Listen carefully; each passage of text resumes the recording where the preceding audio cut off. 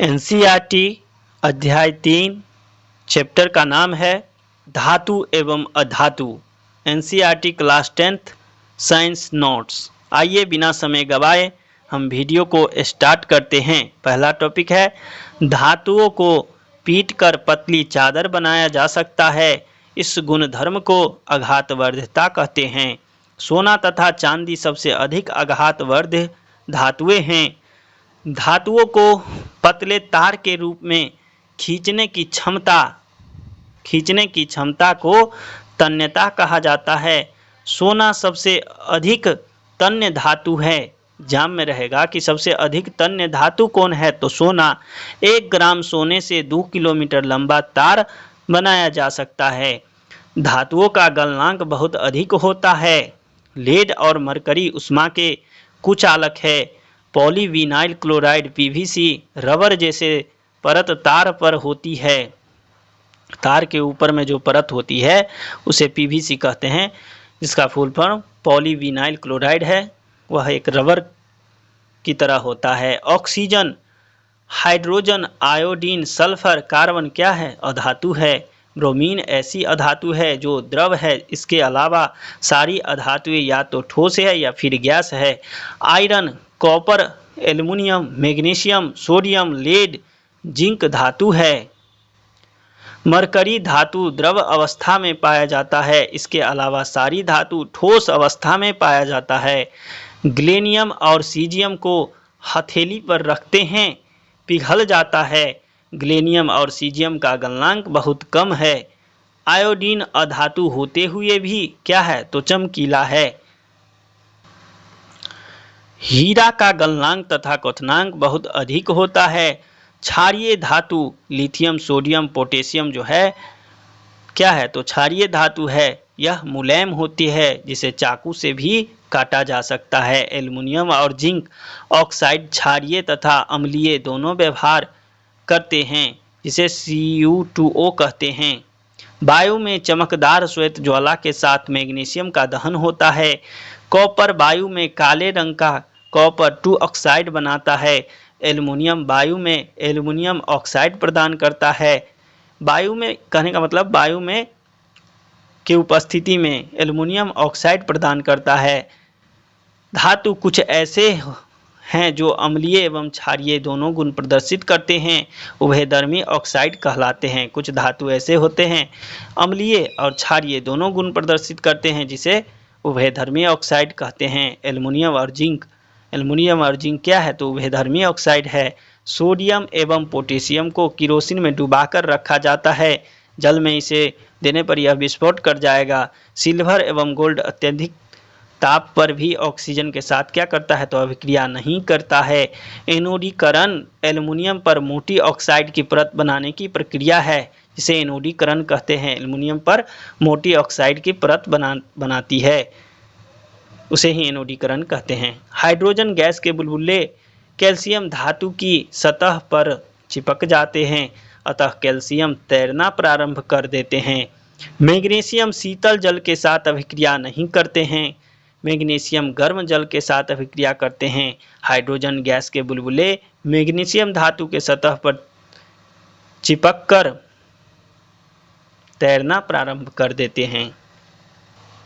आगे है aluminium, iron तथा जिंक जैसी धातुएं न तो शीतल जल के साथ न ही गर्म जल के साथ अभिक्रिया करती है। एल्युमिनियम, आयरन तथा जिंक जैसी धातुएं भाप जल के साथ अभिक्रिया करती है।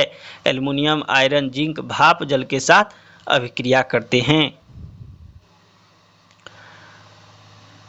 यह धातु ऑक्साइड या हाइड्रोजन गैस प्रदान करती है, यानी एल्युमिनियम, आयरन और जिंक भाप के साथ अभिक्रिया करके धातु ऑक्साइड तथा हाइड्रोजन गैस प्रदान करती है। लेड, कॉपर, सिल्वर तथा गोल्ड जैसी धातु जल के साथ बिल्कुल अभिक्रिया नहीं करती है। इक्वारेजिया जो है HCl एवं नाइट्रिक अम्ल HNO3 का ताज़ा मिश्रण है। रॉयल जल का लैटिन शब्द 3:1 है। एक्वारेजिया भवकता द्रव होने के साथ प्रबल संक्षारक है एवं गोल्ड एवं प्लेटिनम को गलाने में समर्थ होता है। कौन? तो एक्वारेजिया जो है HCl एवं नाइट्रिक अम्ल 3:1 में रहता है। गोल्ड कभी कभी पूछ लेता है कि क्या HNO3 और HCl का अनुपात, तो 1:3 बोलेंगे, लेकिन यहाँ क्या है, तो एक्वा जो है HCl और HNO3 का 3:1 रेशियो होता है। गोल्ड, सोना, सिल्वर, चांदी, प्लेटिनम एवं कॉपर, तांबा स्वतंत्र अवस्था में पाए जाते हैं। कॉपर एवं सिल्वर संयुक्त अवस्था में पाए जाते हैं। सक्रियता श्रेणी में सबसे ऊपर की धातु calcium, sodium, potassium, sodium, calcium, magnesium एवं एल्युमिनियम इतनी अत्यधिक अभिक्रियाशील होती है कि ये कभी भी स्वतंत्र के रूप में नहीं पाई जाती है, कभी भी स्वतंत्र तत्व के रूप में नहीं पाई जाती है। जिंक, आयरन, लेड और कॉपर की अभिक्रियाशीलता मध्यम होती है। अभिक्रियाशीलता के आधार पर धातुओं को 3 वर्गों में विभाजित करते हैं: निम्न अभिक्रियाशील धातु, उच्च अभिक्रियाशील धातु, मध्यम अभिक्रियाशील धातु। एल्युमिनियम, चांदी और सोना प्रकृति में क्या है, स्वतंत्र अवस्था में पाए जाते हैं। सिनेबार HCl मरकरी पारद का एक अयस्क है। वायु में गर्म करने पर यह मर्क्यूरिक ऑक्साइड HgO में प्रवर्तित होता है और अधिक गर्म करने पर पुनः मरकरी में अपचयित हो जाता है।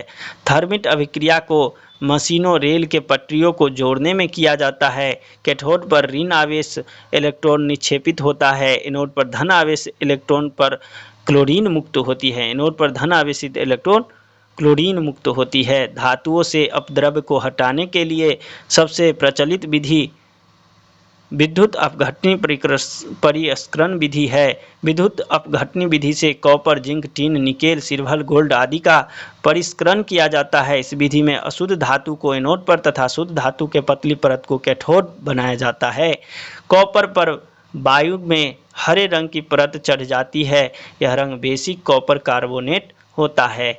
लोहे एवं इस्पात पर जस्ते की पतली परत चढ़ना यसद लेपन कहते हैं। संक्षारण से सुरक्षा के निम्न उपाय हैं: पेंट करके, तेल लगाकर, ग्रीज लगाकर, यसद लेपन, लोहे के वस्तुओं पर जस्ते की पतली परत चढ़ना से यसद लेपन कहते हैं। क्रोमियम लेपन, एनोडीकरण या मिश्र धातु बनाकर लोहे को जंग लगने से बचाया जा सकता है।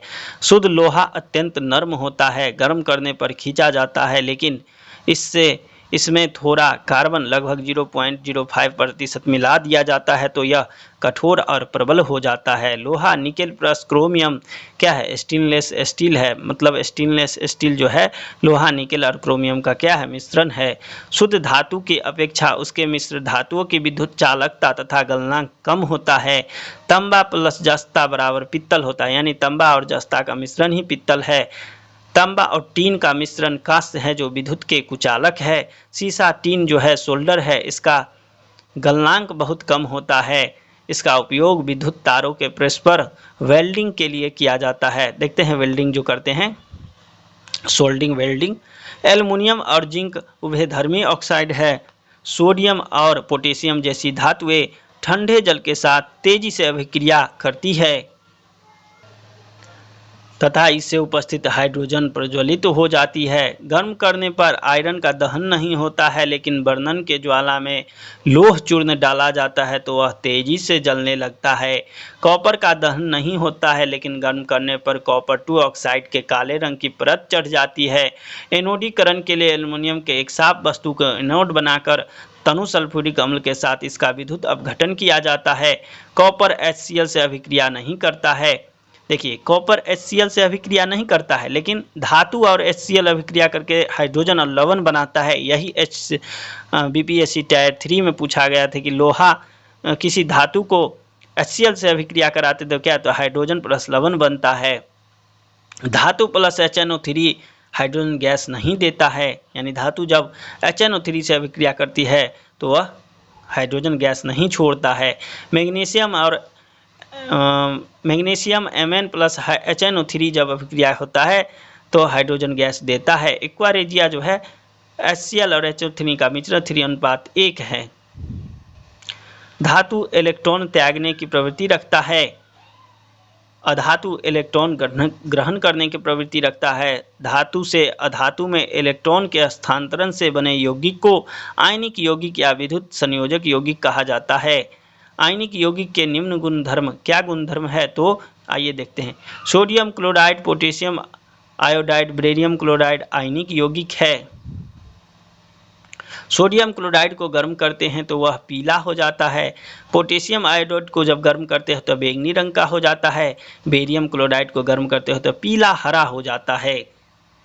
आयनिक यौगिक सामान्य जल में घुलनशील होते हैं। पीछे था कि आयनिक यौगिक सामान्यतः जल में क्या होता है, तो घुलनशील होते हैं, लेकिन केरोसिन पेट्रोल तेल में घुलनशील नहीं होते हैं। आयनिक यौगिक के जलीय विलयन में विद्युत का चालन होते हैं, जबकि ठोस अवस्था में आयनिक यौगिक का चालन नहीं होते हैं। धातु इलेक्ट्रॉन देता है, जबकि अधातु इलेक्ट्रॉन ग्रहण कर लेता है। जब इलेक्ट्रॉन देता है तो स्वयं धन आयन हो जाता है, जब इलेक्ट्रॉन लेता है तो स्वयं ऋण आयन हो जाता है। क्यों ना, जब कोई रुपया आपसे लेगा तो वह कर्ज में चला जाएगा, और जब कोई देगा तो वह क्या होगा, वह पॉजिटिव में उसे तो सूद समेत मिलेगा। यही होता है, जब इलेक्ट्रॉन देता है जो वह स्वयं धनायन बन जाता है, जब इलेक्ट्रॉन कोई लेता है तो स्वयं वह ऋण आयन बन जाता है, कर्जदार बन जाता है। धन्यवाद। यह NCERT साइंस चैप्टर 3 का नोट्स है। अगर अभी तक आप चैनल को लाइक सब्सक्राइब नहीं किए हैं तो कर लीजिए। नेक्स्ट वीडियो में हम चैप्टर 4 लेकर के आएंगे। धन्यवाद।